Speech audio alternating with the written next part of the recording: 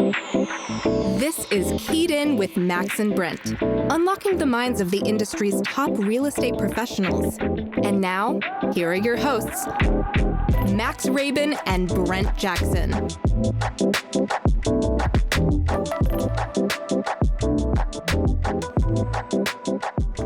Today we have a truly exceptional guest joining us. He's left an indelible mark on the real estate industry. Mark Lowham has been the CEO of TTR Sotheby's International Realty in Washington, D.C. since 2011, and he has helped lead the company to new heights with his vision and unmatched expertise. Before that, he served as Executive Vice President at West Group, a leading real estate development firm, and worked in the corporate finance group at Kidder, Peabody & Company in New York. Mark's journey in real estate began at a young age in Wyoming, where he earned his real estate license at just 18 and sold his first ranch by 19 under the mentorship of his father. His academic credentials are also equally impressive, with both an undergraduate degree in economics and an MBA from Stanford University. Mark is recognized consistently as one of the most powerful business leaders in Washington. He's in the Washington Business Journal, and he's a regular on the Swain Poll Power 200 list. His achievements include handling some of the most significant property sales in the Washington area, including the iconic Marywood and Kimsey estates. And with that, here's our conversation with Mark Lowham. Hey, everybody. Welcome to the Keyed In podcast. I'm Max Rabin. And I'm Brent Jackson. Brent, we're back. We're back. Better than ever. I know. And it's time to get back into the flow of things. And what a better time than with all of our new rules and fun things that are happening in our industry right now. Fall is energetic. We've got an election coming up. Rates are coming down and new rules in place. That's right. And we have brought probably the best possible guest we could have is Mark Lowham, the CEO of TTR Sotheby's International Realty in Washington, D.C. Mark, welcome to the show. Thank you very much. Thanks for having me. Welcome. We just want to talk to you a little bit about the industry changes and what's going on out here. And, you know, you're on the corporate side of things. You're like the leader of a very important brokerage in a very important city. And these rules, there's a settlement, rule changes to an industry that's been running very much the same for a long time, minus some technological changes here and there. What is your initial take on this as it evolves? Well, I think, in anticipation of what, unfolded just recently, August 17th, we've been monitoring it closely for the past several years. And I think our view in general is, listen, change is positive. And for those who are well prepared, this is a real opportunity. So probably starting a year and a half ago, we started to lay groundwork to figure out just how we were going to manage these changes and how we were going to best position the firm and our agents to make sure they thrive going forward. So that's what we've done.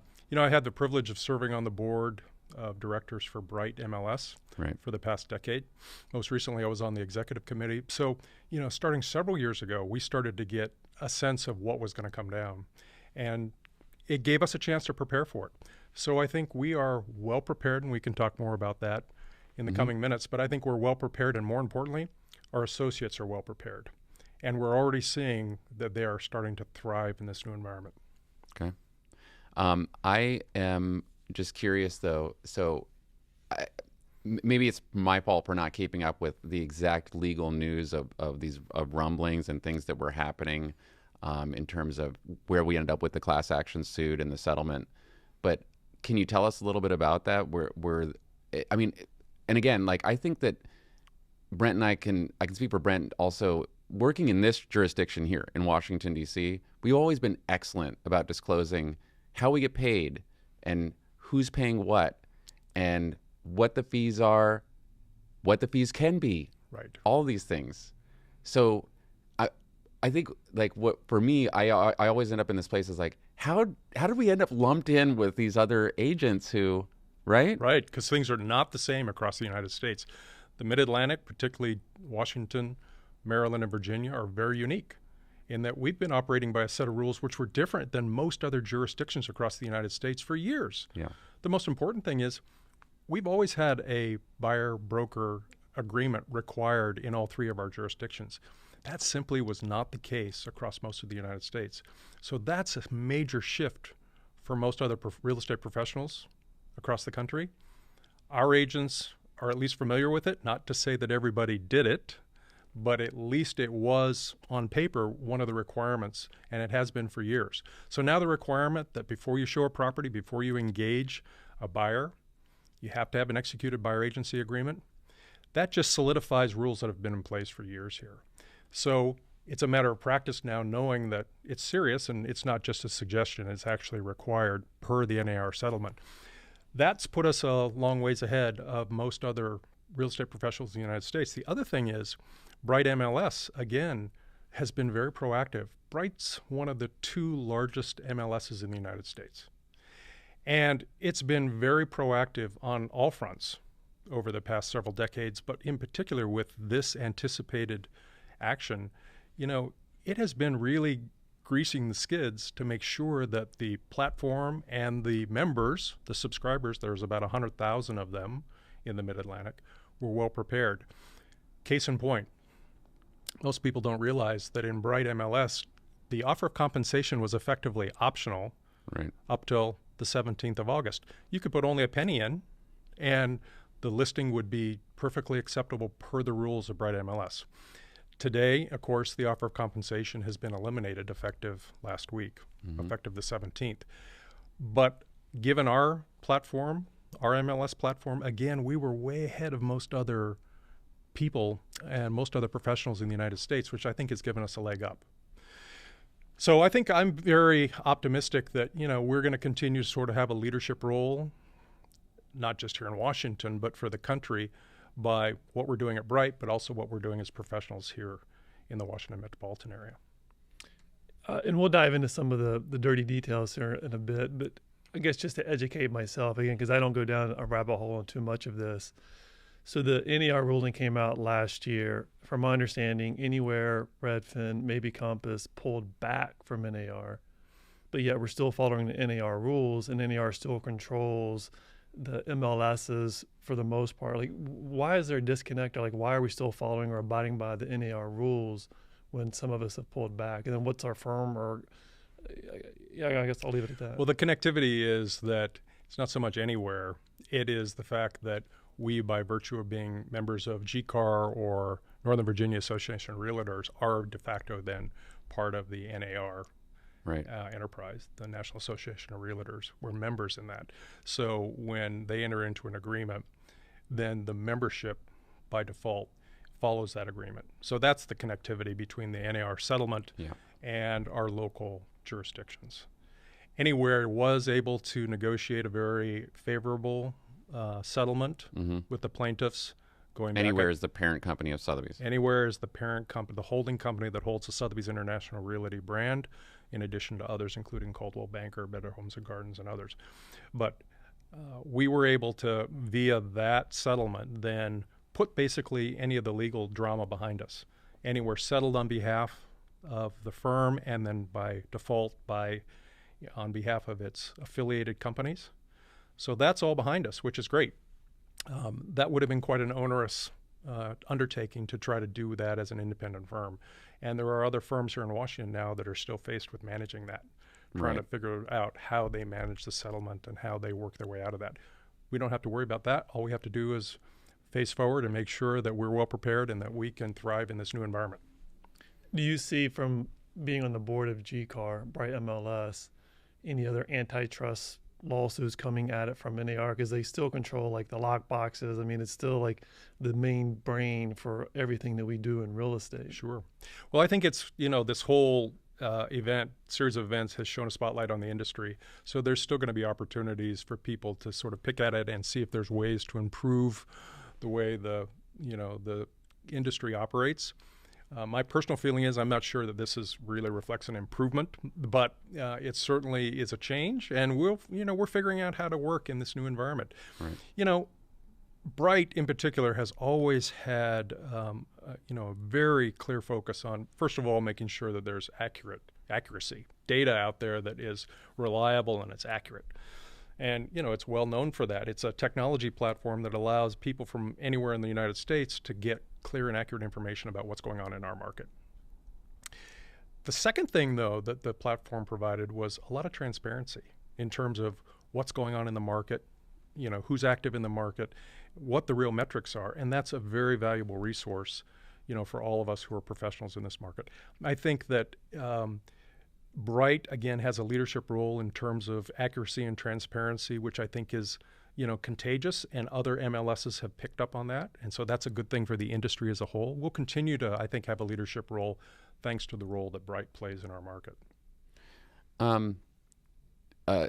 Okay. A little bit of a broader question, I guess.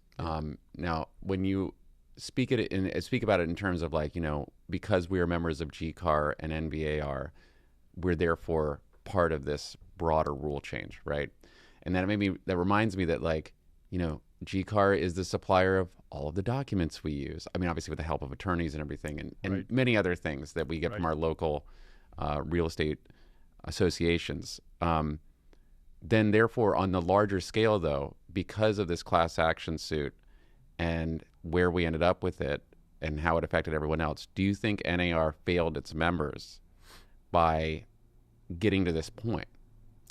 Well, it's a great question. I think that I can't presume to be in the shoes of the leadership at NAR. I think they did the best they could under the circumstances. But, if the end game was to provide, more transparency, more equilibrium in the marketplace for the consumer, I'm not sure that was accomplished.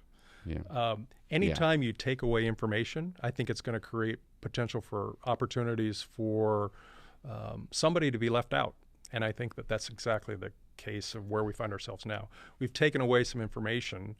We've had to open up other channels to provide that information, which I think in some ways exposes the consumer to, more risk. They now, too, are going to be responsible for working with their professional advisor, their agent, to negotiate how the fee structure is going to be put in place to manage this transaction. Right. Some consumers are going to be very capable and ready to do that. For others, it's going to be a little bit more of a heavy lift. So I'm not sure at the end of the day the consumer's better served here than they were under the previous rules, but we'll find out. Yeah, I totally hear you. And in that vein, I was just thinking before you got here, are we looking for efficiency in markets, or are we looking for cheap service? Because I'm the message it's out here right now, and Brent talks about, he's like, I don't like to dig into the weeds of the next New York Times article that pops up, because the PR machine behind all of this too is churning, right? Sure. It's another New York Times article, another thing with the Post or Inman or CBS News, and it's okay, and of course the comments are just ridiculous. Yeah. But what is it in terms of how I've done this business for 20 plus years? I never really got the overall impression on a large scale from any clients that people were looking for, quote unquote, cheaper service or free services. They're usually happy about getting the service that's provided, and I would say overwhelmingly appreciative of the type of service that we do. Oh, right? For sure. I mean, this is generally the most important transaction that most of our clients are going to enter into. And these are messy, and they're fraught with risk. So having a professional advisor side by side helping you navigate that is worth every penny. And I think the vast majority of clients recognize that. There's always been, services that were discounted, and those are still available. For clients who think that they can maneuver this on their own, they can do that. There are plenty of vendors who will provide discounted services.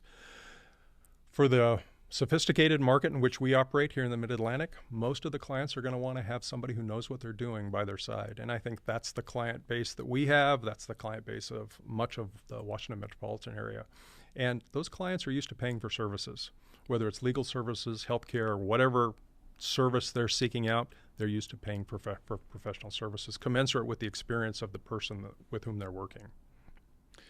To piggyback off what Max said, I think it's the uninformed consumer that does read these articles, blog sites. And to Max's point, I don't go down a rabbit hole, because then we're busy enough that, we dot our I's, cross our T's, glance at what needs to be done, and we do it. So we're not going to go down a rabbit hole. But to your comment right there, do you think things are going to change in a sense? People will pay for their service, but do you think the seller will continue to pay dollar for dollar for their buyer agent? Do you think there's going to be some shift in how the funds are allocated at closing? Well, I guess it remains to be seen, but personally, I predict that it will remain, the seller will bear the cost of the transaction, because if you look at the pot of equity, the pot of cash in the transaction, it's on that side. it's on the seller side of the table. So I think that's where the majority of the fee structure is going to land. Right. It just makes common sense, particularly for our early first-time home buyers. They're really strapped for cash. They're struggling just to put the down payment so that they can qualify for the mortgage. Adding an additional 300 basis points or 250 basis points on top of that so that they can pay for their professional representation is a heavy burden. So I think most of the transaction fees and costs associated with it are still going to fall on the seller. That's my prediction. We'll find out. I mean, I know, like, I'm yelling into the echo chamber a little bit, but I mean, sometimes when I read these comments on these articles, and we were just talking about this too, it's like, oh, I bought and sold 3 houses myself, and I just called an attorney, and I don't know who even writes these comments and where these people are. Right. What about when you have a condo for sale in a building, and there are 6 other condos for sale, and are you going to be home every time the buyers come over and hold an open house with a bunch of people who... No, the answer is no. No. Of course not. And then are you going to procure the documents and make sure that you've crossed all the T's and dotted all the I's in terms of the review periods and everything else associated with it? The answer is probably no. Well, you're also assuming to have a job somewhere else with other responsibilities or kids. Right. And then on the buyer's side, oh, you can just hire an attorney to help you write a contract. Okay, is that attorney going to jump in the car and take you to see 5 houses on a Sunday morning, of which you write offers on 2 and lose both? I mean, what are we talking about? No, there's a human element to this that I don't think that there's a substitute for. I think that's what we all know, that there's some subtle details associated with buying a home, and there's no substitute for having a knowledgeable real estate professional working with you. There simply is no substitute. So. But I do, going back to our comments earlier, and Max brought up a great point again, going into the articles. Max sent me a text yesterday or the day before? Maybe yesterday. A very long-winded response to the New York Times article. He said he put it on there, which makes me think. They didn't publish it. They didn't publish it. Like, who's reading through these? It's like there's 15 pro-agent responses, and there's 250 like agents are terrible. So getting to my point, it's like, we as listing agents, we're getting a lot of phone calls right now from agents that are uninformed. They don't know how this is working out, but they think they have to pay an additional 3%. So they're calling us listing agents directly to bypass paying the additional 3%. And then we have to field that call, answer to them. You need to get representation. The seller is paying a cooperating fee. It's negotiable, but you need to just get somebody else to show it to you. Well, I think it's listen, again, for the professionals at TTR Sotheby's International Realty, this is a great opportunity because we're well prepared. Our associates are well prepared at this point, and we're already seeing that. Only a week into this, and we're already seeing it. And other professionals in the industry, in the market, are bringing it to our attention. Like, well, your agents know what they're doing. They're knowledgeable. They're competent. But remember, we started this process maybe a year ago. Mm-hmm. Certainly within the past 6 months, we've taken some very definitive steps. We started by engaging a third-party consultant at T360 to look at our firm, to look at all of our practices, protocols, our documents, and measure those up against best practices across the country on the buy-side representation and buyer agency forms. And they came back with a series of recommendations to us, which, not days ago, but months ago, we started to implement. And then we put in place a series of training protocols. You're probably tired of getting emails about the next, Zoom call or in-person meeting to go through all of this. But we've had, if not, 100 of these, we've had a lot of them. And as a result, I think our agents are well prepared and they're confident. Yeah. And that's a little bit different than what we're hearing from some of the other agents and firms, across the area. Not everybody sort of doubled down on it. Yeah. Particularly on the training part. And I think that was going to be our unique focus. Keep in mind, too, that we've got basically 10 full-time people at this small firm dedicated to managing and training associates, 6 brokerage managers and 4 professional development full-time professional development people. Right. And, their singular focus over the past several months has been doubling down on training, and I think it's really paying off. Yeah. And we're not going to let up on that, by the way. There's been no shortage of opportunity to dig Probably in with. tired of hearing about it. Yeah. When, I mean, honestly, I get emails all the time like, we're having another meeting. I'm not always available, right? We're busy agents. So it's a good thing that you had Lots a of few opportunities. dozen. Yeah. Lots of invitations. Tell me more about the T360 consulting. Is that like a full legal consultant or just business consulting practices based on the new rules? Tell us more about that. T360 is a real estate consulting firm, brokerage consulting firm, and they host some very important conferences each year. They're the ones that come out with the Swan Pool Power 100 most influential real estate professionals in the United States, among other things. So they've got their finger on the pulse of what's going on in the industry. And I attended one of their conferences in Phoenix, Arizona last spring, and they were already talking about this in great detail. So long story short, we ended up engaging them. And they started by just simply reviewing our documents and then reviewing our training and professional development schedule, interviewing our brokerage managers and our professional development staff. And then they came back to us. Oh, and they also reviewed our consumer-facing materials and came back to us and said, here's some opportunities to improve these materials, which are pretty good, but here's some opportunities to enhance those. And then I don't know if you guys attended it, but they actually hosted a webinar for all of our associates. Mm-hmm. And so Lisa Picardo, who was the lead on that project, used to be with Sotheby's International Realty. Right. In New England, I think. New England. Yeah.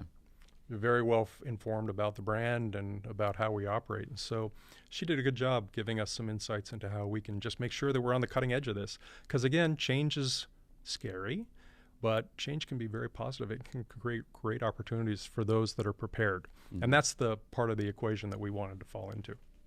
So in our practice, I've been doing this for almost 20 years, not been the greatest at getting the buyer agency agreement signed at the time of meeting. Now it's forcing us to. Predominantly, we've been listing heavy. 80% of our business is listings. But again, I think it's a good opportunity because now I think consumers should interview 2 to 3 buyer agents. Who's the best fit for me? And then you get the agreement signed. Therefore, you're not spinning wheels for weeks or months or years on end. It's like this buyer's real. They're interviewing 3 agents. I've been selected. They're probably going to buy in the next 2 to 3 months. It's a slam dunk conversation. And predominantly, I've never worked with the online leads. It'll be interesting to see how those agents play out when you get that cold lead coming in. Right. When do you get it signed? How do you get it signed? For how long do you sign that agreement? I think we're fortunate that that's a very small part of our business. Yes. Most people have sought us out because by reputation, they know that the professionals at TTR Sotheby's International Realty are best of class and they seek us out. And so getting that agreement signed up front, just makes sense for everybody. What I love about this, and there's a lot of things I don't like about it, but what I do love about this is that by signing this agreement up front, I'm representing a buyer and I'm representing my own fee. I'm negotiating my own fee with the client, which I like. I'm not leaving that to another agent on the listing side to negotiate that on my behalf. I'm doing it. I feel confident in the services I'm going to provide, and I hope that's where our agents are falling too. They feel confident in the services they're going to provide, and they're negotiating their full worth with their clients, not going into sort of a dark room and feeling around sort of what the other guy has negotiated on their behalf. Mm-hmm. Do you ever see this? Because this is one of the chats I think I saw in the New York Times. But do you ever see this going in as an hourly position, whether you're charging $100 an hour or $1,000 an hour, working as an attorney, billable rate at X dollars? Do you see it going in that direction at all? Well, there's always been that opportunity to work with people who will just charge you an hourly fee or a flat fee. I don't think so. I think it makes sense to match the fee with the level of the transaction that, that's at risk. Mm-hmm. So I think that's probably the appropriate metric. Again, these are risky transactions at all price points, but having somebody who knows how to navigate that and minimize that risk, worth every penny. So I had some other side notes here. So when I think about the legal aspect of offers of compensation are no longer allowed to be displayed on the MLS, and I think that's pretty much across the board for every jurisdiction, right? If I'm a seller okay, and I'm like, I own this asset, free and clear, or whatever. I own it. It's something, it belongs to me. Why am I then not allowed to freely advertise a compensation to whoever I want, however I want? It's my property. Right. And that seems un-American. It's a great question. It's a great question, and certainly that information's available, but there's a couple extra steps in getting it now, which I think slows the whole process down. It created some inefficiency, in the process, which I don't think serves anybody. Doesn't serve either the buyer or seller well. But it is where we're at for now. Not to say things might not change in the future, but for now, you got to dig a little bit more deeply to get that information. So on that same breath, I don't know the firm's direction, other firms' directions, agents, teams all have websites. I'm not. Well, I mean, I am by trade. I'm part of NAR and MLS, but like, what's your take on like TTR, Compass, WFP putting it on their website directly? Not in MLS, but like this is the cooperating fee, or Rob and Brent Group or Max Raven. Yeah, for now, we will not be showing those offers of compensation on our website. Mm-hmm. And we would not encourage our associates to reflect it on their own websites if they have their own websites or their team's websites. Again, we want to make sure that we're cooperating in the spirit of this change in the industry. And so for now, I think it's probably in everybody's best interest for those not to be reflected. Because I've been seeing a lot of email blasts. $2 million, cooperating 3%. Yeah. What's your take on that? Well, I think the email blast is different. Those are hopefully targeted at, specific consumers or specific agents working in a market. I think that's different. I think that's okay. But in terms of having just a broad public-facing portal with those offers of compensation, I think that really runs contrary to what the settlement is. Yeah. And I think we want to, be respectful of the settlement. Yeah, I hear you on that. And because right now we're in this like funky space. It's definitely like a new little adventure we're on, right? It is. We're a week into it, right? Yeah. We're trying to find our way forward. Yeah. So don't do anything too risky when everyone's got the lens on it. No. And I mean, particularly here in the Washington metropolitan area, a lot of eyes on the Washington market. No doubt. Because we're the backyard to Department of Justice, and a lot of people, who are players in this discussion. They still have an open case. I'm wondering, like, maybe you have insight on this, but they're still after, agents. I mean, maybe the buck hasn't stopped here, so there could be more coming down the pipeline because there's an open case. I mean, do you have any insights on that, or want to dive Well, again, into that? I think that's all the more reason to, be very proactive and be a team player in terms of, responding to the settlement that came forward, abide by the rules, make sure we're crossing all of our T's and dotting our I's, which is what we're doing at this firm. So let's say, obviously, you worked with some of the most important clients in the D.C. area. You sold some incredible homes and worked with some incredible people. What if you're working with the high net worth individual, your type of clientele, and they come to you and they say, I want to see this unit at like the Ritz-Carlton, like 7 million, 8 million. And you're like, that's great. Here's our buyer agency form. And they're just like, I'm just putting you in this spot for a second, you know? What do you say to your high net worth client at that point? Well, so far I've been fortunate, knock on wood. I've not run into a situation where anybody's pushed back. Neither have I, by the way. So yeah. Nobody's pushed back. Again, and I think particularly when you move into the upper brackets, these are pretty sophisticated people. Mm-hmm. They're used to paying for professional services. They get it, right? The services don't come for free. So far, so good. I haven't had any pushback. And in fact, I executed a buyer agency agreement just last night. And the guy just said, send it over. Sent a DocuSign, and it was back in 30 seconds. That's literally the response I've gotten with these, which is, and it's just, and a lot of agents are really, this is where they get nervous about these agreements. And I just said, you got to do it. You got to do it. There's no choice. You got to do it. And it's not like they can go with somebody else who's not going to make them do it. Everybody has to do it. Right. I think it really comes down again to being prepared and being confident and knowing your worth, right? I think that's one of the things that maybe we've fallen victim to, that sometimes we get too caught up in the chatter that, wow, this business is so easy, anybody can do it. The truth is it's not. at the level at which we operate, it requires a lot of training and skill and a hell of a lot of hard work. And I think most of our clients understand that, and they're willing to pay for the services. Yeah. But I also wonder if our mindset as an agent, or even that of a buyer in our area, is that the seller is going to compensate something. It'll be interesting if and when you get to that position where you've got a X% agreement signed and the seller's offering 0. Right. I guess have either of you guys run across that yet? That the seller is offering 0? 0. So the buyer has to pay 100% of your fee. I haven't run into a situation yet.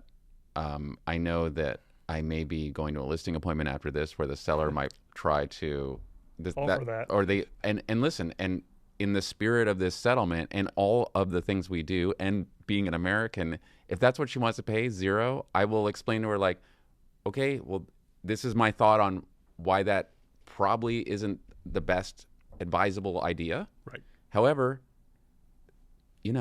I want to help you sell your property, and we're going to do the best we can to make everything work for you. I think that's all you can do. I think at the end of the day, you can advise people based on our experience and our insights and how the market's working already. I mean, there has not been a significant change in terms of the ways fees have flown back or forth. Still, the majority of it's being paid by the sellers, all subject to negotiation, which is fine. But if I were a seller, I'd want to nail this up front. I don't want to wait until we get to the contract negotiation when we're negotiating a whole bunch of other stuff too. The condition of the roof, the HVAC systems, and now we're going to be negotiating the buyer agency compensation in addition to everything else. There's enough moving parts in a contract and a transaction. I would rather be upfront with it and just take that off the table. Yeah, and I also consider, especially when you're a home seller, the what ifs of just the entire marketing process. Right. There are certainly plenty of properties in the DC area. When priced effectively, will move very quickly. You might have a couple offers or more, right. But there are also lots of properties that take their time, and we need as many options as we can in terms of locating that buyer. And the agents that are out there working with buyers, you want them helping. You do. I mean, the difference between having one potential buyer looking at a property and having multiple potential buyers looking at a property moves the needle significantly, far more than the discussion around the buyer agency compensation. Perfect. Far more. So better, again, I think, to be proactive. Just take that off the table so we can focus on getting the most money, the best outcome for the client possible. All right. Then I'm just going to segue it to this New York Times article again that I keep coming back to. The You're back 'cause article, they didn't the post your article. right? They didn't. Yeah, I'm really sore they didn't publish my comment. The article leads with a woman who is selling her house in Charlotte, North Carolina, and she has sold it without a realtor, without hiring a realtor. She put it on Facebook Marketplace. Okay, right. I love this. And she got whatever she got for it and sold it, and she's like, I've saved $25,000. How do you know? How do you know? How would you know what you saved? Because you really didn't get into the market. You put it on Facebook Marketplace. Right. Maybe she priced it $50,000 below market, so it really cost her $50,000. Who knows? But the only way to really test it is get it out there on the market, get as many eyeballs on it as possible, get as many people through it. The market tends to work pretty well. So on that same breath, a few years ago, Bright MLS changed its rules on coming soon and private exclusives. And I'm listening to you, and I agree with you. Get it to the masses. You're going to get more eyeballs on it. It's going to sell for top dollar. Right. But in this whole NAR settlement, we've now pivoted back to we can do private exclusives. We have, I ran the numbers earlier, but we have, 23 active listings in our group, one coming soon. We have 26 signed listings coming up in the fall. So it's like we can now push these 26 listings, to our exclusive group. Like, how does that benefit the seller? Or even like buyers that don't have means to our pool of listings? Well, I think that's a fine line. So I've always been an advocate of, just transparency, right? So I was an advocate for the previous rules where, listen, it's great. I understand there are circumstances where you may have to have a private listing, but, let's just not show up as a guest at the potluck with a fork, right? Let's make sure that we're providing information to our counterparts and to our peers and to the consumers in the marketplace so that information is free and available to everybody else. So I think the rule change now where on private exclusives, we're able to advertise those as long as they've been entered as a private exclusive in the MLS. And by the way, when we do that, it's only visible to the broker and to the agent who enters it. It's not visible to anybody else. But as long as that data point's in the system, then we can go ahead and advertise those listings. I think that's positive. That provides a little bit more transparency into that part of the marketplace, which is good for everybody. But prior to that, I was a fan of making sure that we tried to make inventory available across the board to as many people as possible. So, but there's been a shift, and I understand that. So now at least being able to advertise it is a step towards more availability, more transparency. I do worry a little bit that in the private exclusive world, touting that too much, that does create obstacles for fair and equal access to inventory. So it kind of means that, like, okay, we're really narrowing pool of access to, it depends on who you're working with. Right. I don't think that's necessarily a good thing. I think we want to make sure that we give as much exposure to every consumer that's in the marketplace so that they know what's really available before they make a decision. I guess they could control, so MLS controls that data. I'm just thinking out loud. If they control the data and they somehow toggle the switch to allow all agents to see the private exclusives, then it puts the importance that much more that you need an agent. Yes, and that could be the the evolution of this. Yeah. Right now, you've just got to have it in the database, and then you're allowed to go ahead and advertise it. It's not insignificant. Like if you look at our firm, any given day we probably have $500 million of private listings. Now, some of them, are very, very significant listings, so they add up quickly. But there's $500 million as of today when I look at our listing, data. That's not public. It's private listings, private exclusives. And so, not all of that, but some of that is, for most consumers, information that they'd like to have. So it does encourage them to work with a professional here at our firm, which that part of it's a good thing. But again, looking at the bigger picture, I like to make sure I'm a fan of transparency. I'm a fan of equal access. And so I think we have to be careful with that because there are circumstances where somebody wants to have a private listing, lots of good reasons to do that. But at the end of the day, I think the best outcome is going to come for both the consumer, both the buyer and seller, if you provide as much exposure as you can for those listings. Okay. I always wonder about this part of the zeitgeist and media that thinks, and I know that this part of the NAR ruling and everything that it comes from this is that realtors are overpaid, right? It's that there's something out here like this. But in the grand scheme of things, I've always explained it like this when we talked on this podcast, and we work with so many different people and we do so many different things. When you're a full-time agent, it's very dynamic. There's a lot going on. And not every hour of every day is going to lead to dollar whatever. Right. It's just not the way that business works. You can have periods of time where there are no transactions because of the market or just the nature of the things that you're working on. It's just the way it is. And yet people see these microscopic examples where it's like, oh, so-and-so put this on the market for $2 million and it sold in 3 hours. And then they think you're overpaid. They don't understand all of the other things that went into the experience to get the listing, the contacts that you've made, everything else about being an agent to get to that point. So you don't have the answer to this, but I just wonder when you see these kinds of when this kind of lawsuit occurs and people are so concerned about what it is that we're doing and what we're making, what do they expect people to do for a living? Right? No, I think, I would encourage any of those people to walk in the shoes of a real estate professional, for a period of several months and see what really goes into the business. It's a hell of a lot of work, and it's a 7-day-a-week job with, no days off. And it's risky. You're paid based on performance, and sometimes market conditions are such that you're not getting paid. And you still got responsibilities to take care of your family, and I think it's a very, can be a very lucrative profession, but it's a very risky profession. And I think real estate professionals are among the hardest working people in the United States. When you come right down to it, by the hour, not making as much money as people think. Right. Right.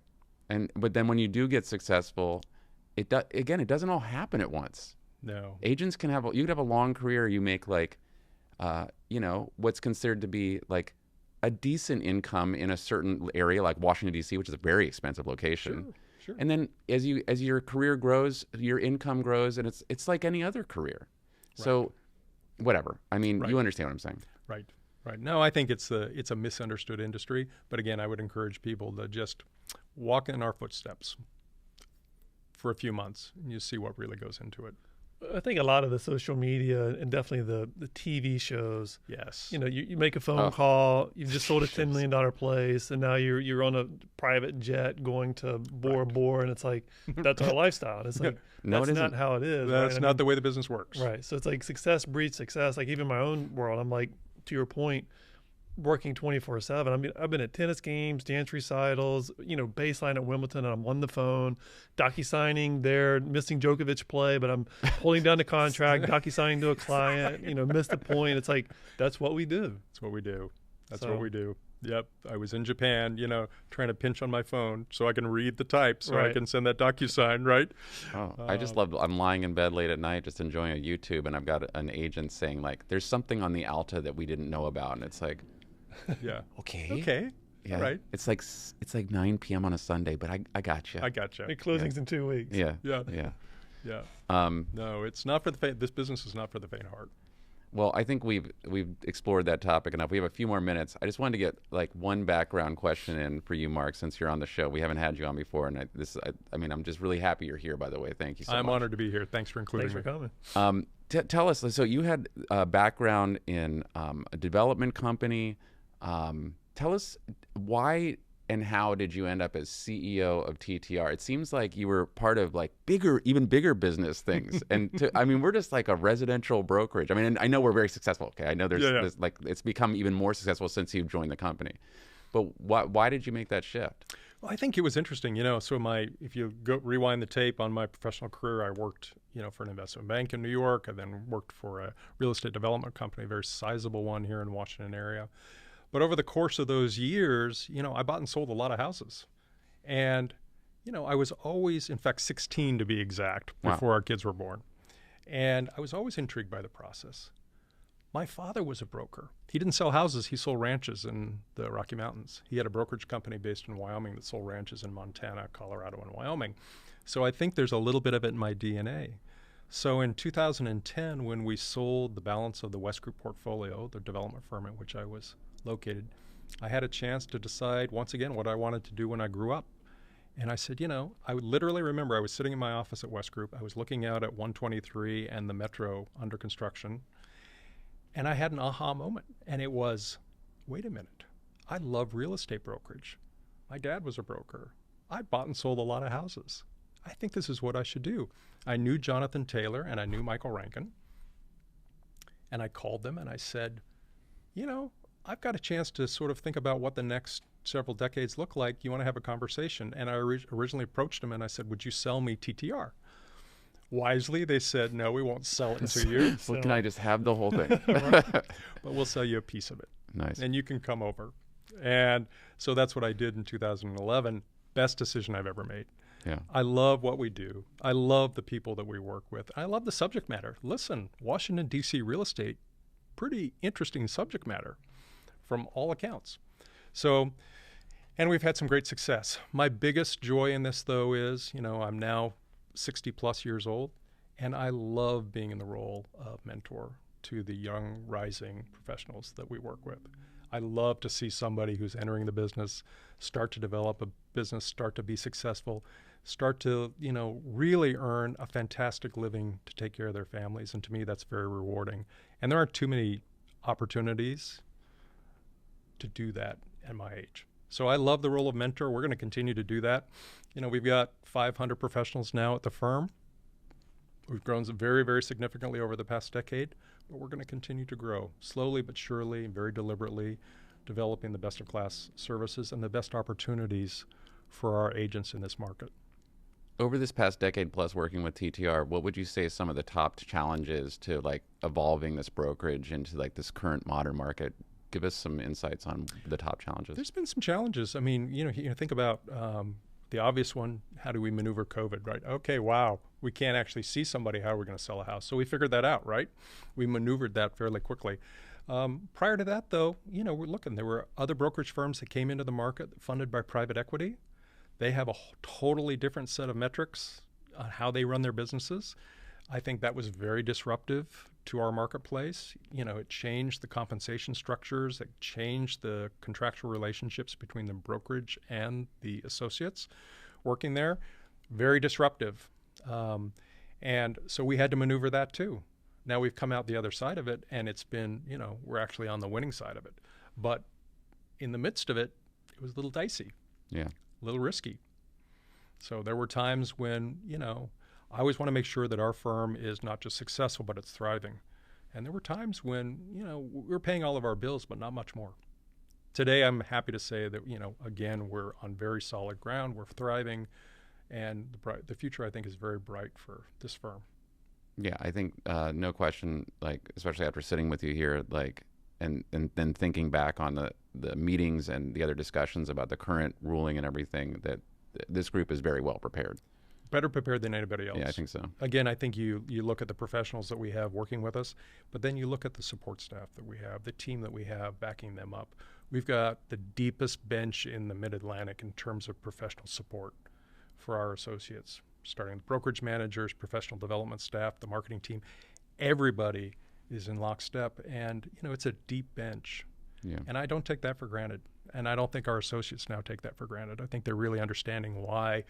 I had a lot of people that approached me and said, why do you have so mane people that work for you? You could get by with, you don't need 6 brokerage managers. You can get by with a couple of them. You don't need a professional development staff, to back up the brokerage managers. But at moments like this, we see why we need it. Yeah. And it's really, I think it's going to set us further apart. Yeah, you guys have done a phenomenal job. It is, to your point earlier, it seems like every day for the past 3 months we're getting an email. Jump on this Zoom or jump on this webinar.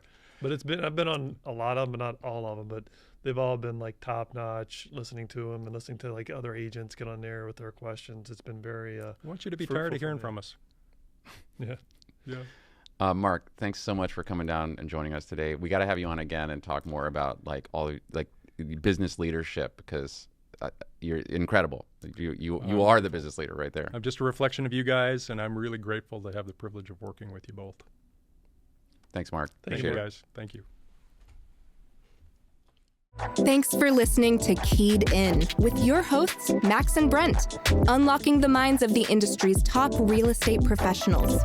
For more information on selling your home, find us online at keyedinpodcast.com. Remember to subscribe to Keyed In on Apple Podcasts or wherever you like to listen to podcasts. Follow us on Instagram at Keyed In Podcast, at Rabin Max, and at Brent E. Jackson. And follow Max on TikTok at MaxwellRabin_properties.